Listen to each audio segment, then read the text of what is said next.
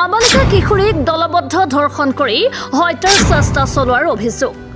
মৰ্মান্তিক অৱস্থাত ভৰ্তি সোণতলী স্বাস্থ্য কেন্দ্ৰত উন্নত চিকিৎসাৰ বাবে জিএমচিএইচলৈ প্ৰেৰণ অঞ্চলজুৰি চাঞ্চল্য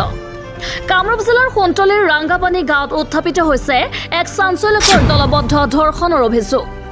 সোণতলী আৰক্ষী চকীৰ এলেকাধীন 2 নং দক্ষিণ ৰাংগাপানী গাঁৱৰ এগৰাকী 17 বছৰীয়া কিশোৰীক 31 মে নিশা কিশোৰীগৰাকীক মুখত সোপা দি উঠাই লৈ গৈছিল ঘৰৰ পৰা পিছদিনা পৰিয়ালৰ লোকে একেখন গাঁৱৰে আনৰ হুছেইন নামৰ 20 বছৰীয়া যুৱকৰ লগতে মুঠ 6 জন লোকৰ বিৰুদ্ধে সোণতলী আৰক্ষী চকীত এজাহাৰ দাখিল কৰে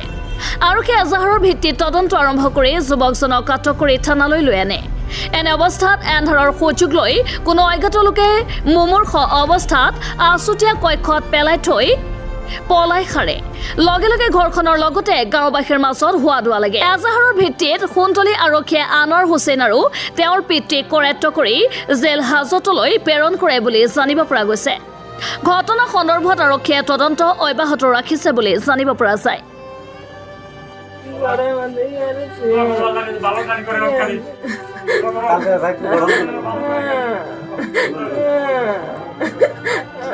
কি হৈছিল কি ঘটনা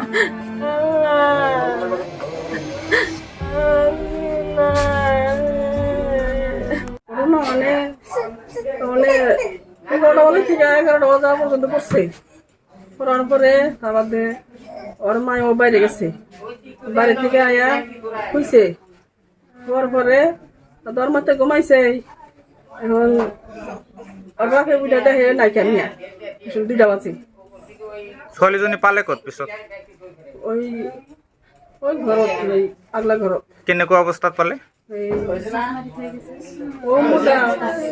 কি অৱস্থাত পালে ইয়াৰ সেন্স নাই 2টা বাজা পাৰা নাই নাই যে নাই আৰু দুবাৰ লৈছিল ইয়াতে কোনে লৈছিল এই আনোৱাৰ এইটো ঘৰৰ পৰা দুবাৰ আনা হৈছে সিহঁতৰ ওচৰত ক'লো মানে সিহঁতে কোনো ব্যৱস্থা নলয় তো পালে দুবাৰ লৈছিল আকৌ যোৱাকালিও লৈ গৈছিল আৰু যোৱাকালিও লৈছিল আজি পুলিচ আহিছিল পুলিচ অহাৰ লগে লগে মানে সিহঁতে বাহিৰে দি এইটো বাহিৰে ঘৰ আছিল তাতে আনি থৈ গৈছে